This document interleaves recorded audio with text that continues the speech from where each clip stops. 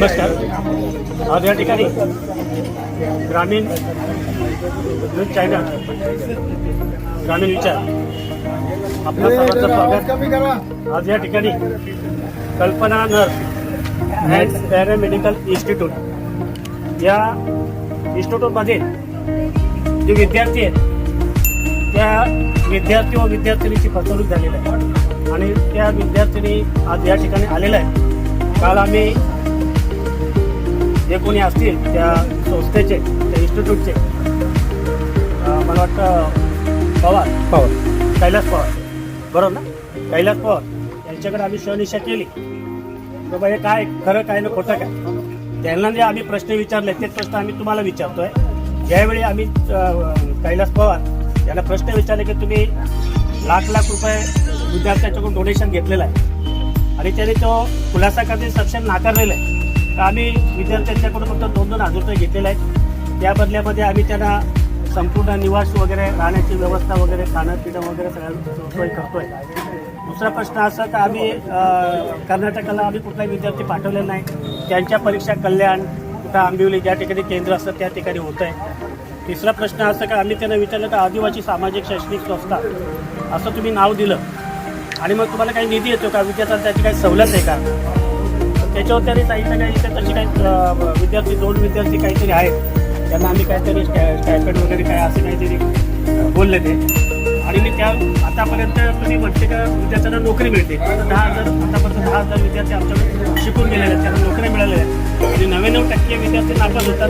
तर 99% 100% विद्यार्थी आमच्याकडे पास होतात असं त्यांनी खुलासा केलेला आहे. तर मी पहिल्यांदा आपलाच विचारतो की बाबा तुमच्याकडून त्यांनी ते बोलतात की तुमच्याकडून आम्ही 2,000 रुपये घेतलेला आहे.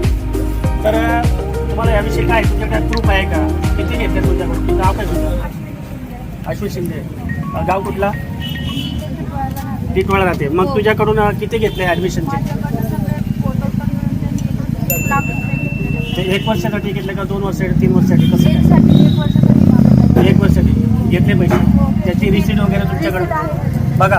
आता या ठिकाणी जे आपण खुलासा केला होता त्या ठिकाणी त्यांनी सांगितलं की मी 2,000 रुपये घेतले. पण आता या ठिकाणी जी विद्यार्थी ती स्वतः बोलते का माझ्याकडे रिसीट आहे आणि माझ्याकडून 1,00,000 रुपयाचे घेतले. म्हणजे या ठिकाणी दूध का दूध पाणी का पाणी सिद्ध होतं. दुसरा प्रश्न असा की विद्यार्थी तुझ्याकडून किती घेतले पैसे?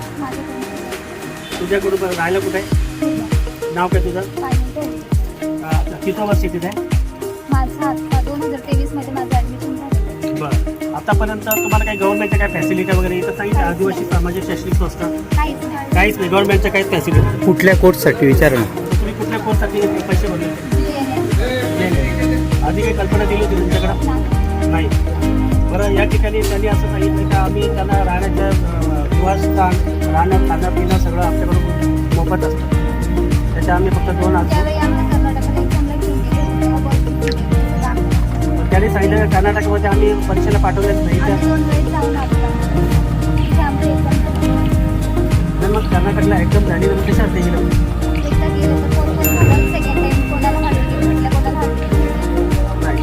म्हणजे अशा पद्धतीने इथे जे जमलेले विद्यार्थी आहेत कल्पना नर्स अँड पॅरामेडिकल इन्स्टिट्यूट या ठिकाणच्या विद्यार्थ्यांची अक्षरशः फसवणूक झालेली आहे.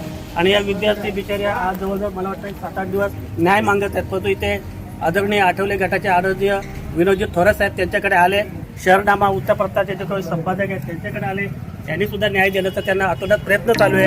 त्यांनी सुद्धा त्यांच्यासाठी आठवड्यात प्रयत्न चालू असून आता या ठिकाणी अखिल भारतीय आदिवासी विकास परिषद यांनी सुद्धा त्यांची बाजू मांडलेला आहे. अशा पद्धतीने प्रत्येक संघटना आता पुढे येत आहेत आणि प्रत्येक जण या विद्यार्थ्यांच्या न्याय हक्कासाठी लढणार आहेत. तरी सुद्धा या तालुक्यातील जे कोणी सामाजिक संघटना असतील त्या संघटनांनी पुढाकार घेऊन या विद्यार्थ्यांना न्याय मिळावा अशी आम्ही अपेक्षा करतो. आणि आठवले गटाचे आदरणीय विनोदजी थोरात साहेब आपण एक चांगलं कार्य हाती घेतलेलं आहे.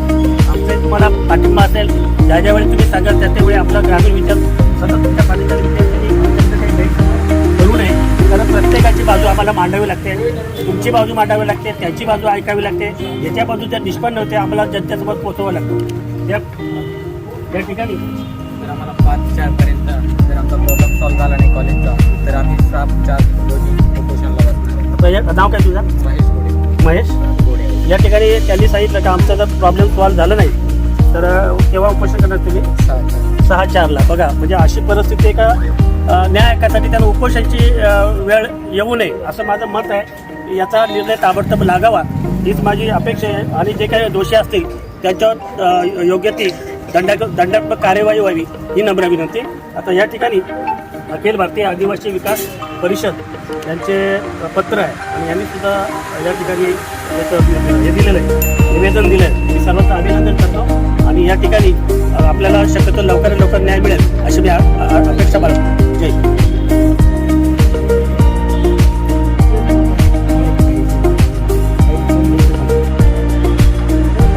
बोला. काय बोलू तुझं नाव?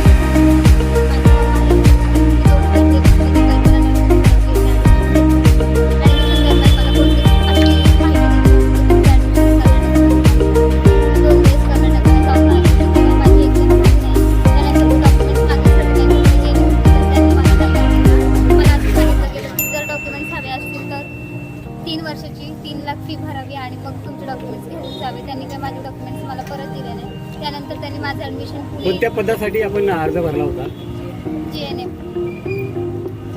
आणि त्यानंतर काय झालं? मग कन्वर्ट करून आले तुम्ही, मग त्यांनी काय उत्तर दिलं तुम्हाला? तिथे तर आमची एकदम झाली नाही. नंतर आम्हाला आमचे डॉक्युमेंट्स रिटर्न हवे होते. त्यावेळी त्यांनी असं सांगितलं 3 वर्षाची 3 लाख फी भरा, तेव्हा तुमचे डॉक्युमेंट्स देण्यात येतील. त्यांनी काय आमचे डॉक्युमेंट्स दिले तुम्हाला ती पूर्वकल्पना दिली होती का 3 लाख भरायला जेव्हा ऍडमिशन घेतली तेव्हा? नाही. आता काय आपली मागणी काय आहे?